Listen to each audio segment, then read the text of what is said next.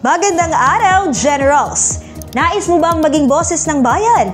Sa kursong Bachelor of Arts in Communication, matututunan mong magkwento, magpahayag at mag-impluwensya gamit ang iba't ibang plataforma ng media. Kung ang hilig mo ay magsalita, magsulat o mag-produce ng palabas, ang BA-Com ang tamang kurso para sa'yo. Dito, magiging handa ka maging broadcaster, journalist, host o event organizer. Ang BA-Com graduates ay may malawak na oportunidad sa industriya ng media at komunikasyon. Sa BA-Com, matututunan mong magsulat ng balita, mag-interview, mag-edit ng video, at mag-manage ng social media. Para mabigyan kayo ng ideya sa mga pwede niyong pasukan na career, narito ang mga posibleng oportunidad para sa mga BA-Com graduates. Una, hilig mo ba mag-research at data gathering?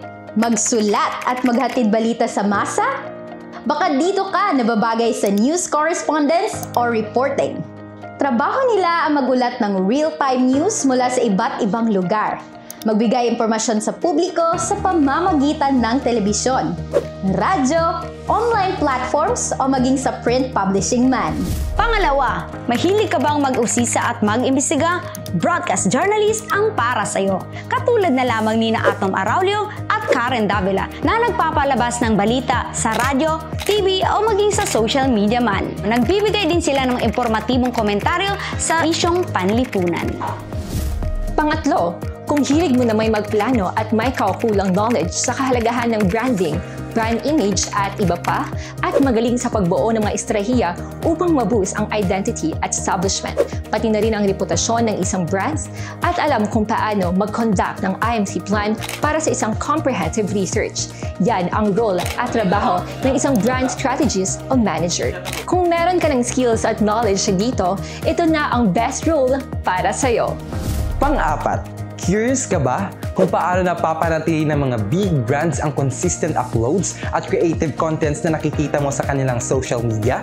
Ito ay dahil may namamahala at nag-o-organize ng mga nilalaman ng kanilang mga posts across social media platforms.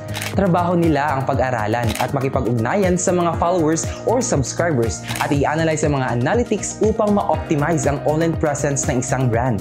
Kung gusto mong masatisfy ang iyong curiosity, sige na at subukang maging isang social media manager.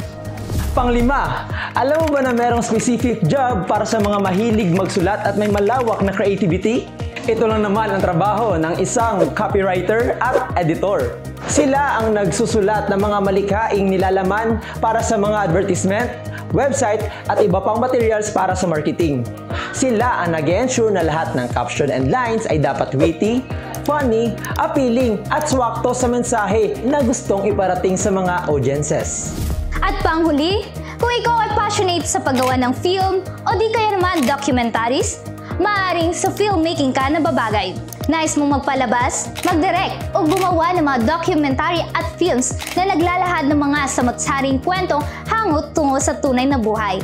Yan lamang ang ilan sa mga pwede mong gawin bilang isang filmmaker. Kaya naman, kung nais mong maging bahagi ng mundo ng media at komunikasyon, mag-enroll na sa BA-Com. Dito, matututunan mong maging epektibong tagapaghatid ng mensahe sa makabagong panahon. Kaya't kung ikaw ay may passion sa communication, BA-Com ang iyong daan patungo sa iyong mga pangarap. Hoy! Ano? Tara? Mag-enroll na sa BA-Com at simulan ang iyong makabuluhang journey sa mundo ng media at komunikasyon. Basta BA-Com, tatak!